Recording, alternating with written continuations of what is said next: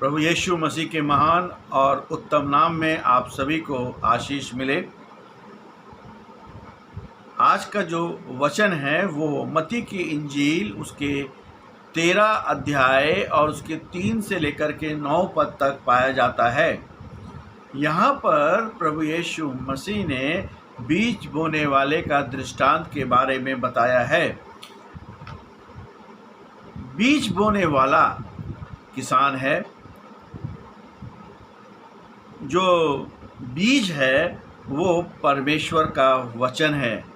भूमि सब ठीक है, मगर कभी कभी हमारे बोने का जो तरीका है वो सही नहीं होता है। जो भूमि है वो हमारे हृदय के कंडीशन को बताती है कि वो कैसा है। क्या वचन हम स्वीकार कर रहे हैं या नहीं।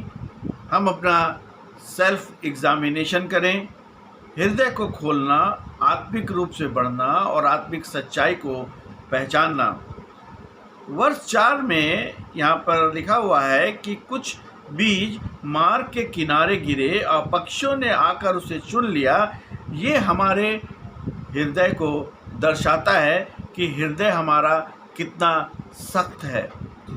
हमें बाहरी दुनिया में ज़्यादा आनंद है और हमारे अंदर जो है सहनशीलता नहीं है, और जो वचन का जो अंदरूनी जो रूट है वो हमारे अंदर नहीं है। वर्ष 5 में लिखा हुआ है कि पथरीली भूमि पर गिरा, जहाँ उसने मिट्टी ना मिली और गहरी मिट्टी ना मिलने के कारण वो जल्दी उगाए। ये इस बात को दर्शाता है कि जो हमारा विश्वास है वो शैलो है, उथला है और उसमें गहराई नहीं है। जब हमारे जीवन में हमारे में गहराई नहीं होती है, तब इस संसार का जो दुष्ट है वो हमारे वचन को जो हमको मिला है उसको चुरा करके ले जाता है। वर्ष 7 में इस प्रकार से लिखा हुआ है, कुछ झाड़ियों में गिरे, झाड़ियों ने बढ़कर उन्हें दबा दिया। ये वो लोग हैं जो संसार की केयर करते हैं। झाड़ियाँ जो हैं वो व्याकुलता को दर्शाती हैं, डिस्ट्रैक्शन को दर्शाती हैं, वरीस को दर्शाती हैं। पहले संसार, बाद में प्रभु यीशु मसीह।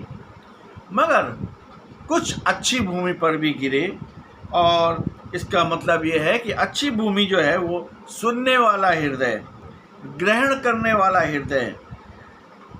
उनके लिए परमेश्वर का राज्य ऐसे ही लोगों के लिए है। 30, 60 और 100 गुणा जो है अलग प्रकार से आत्मिक उन्नति के बारे में दर्शाता है, मगर सब ने प्रभु यीशु मसीह को ग्रहण किया।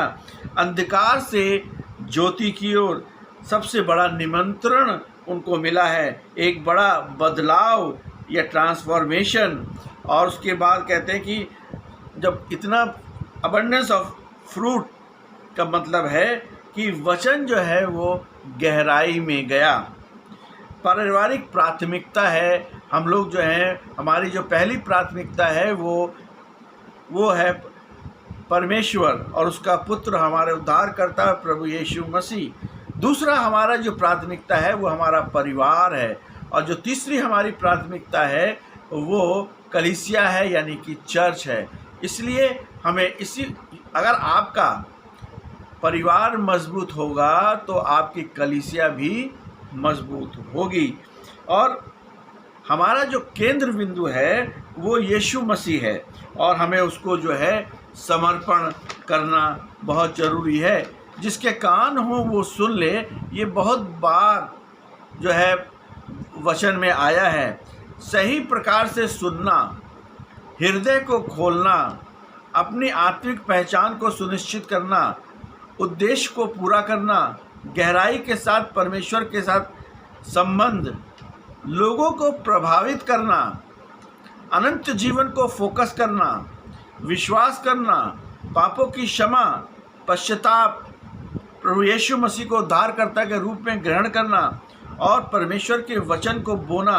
परमेश्वर का वचन सबके लिए है।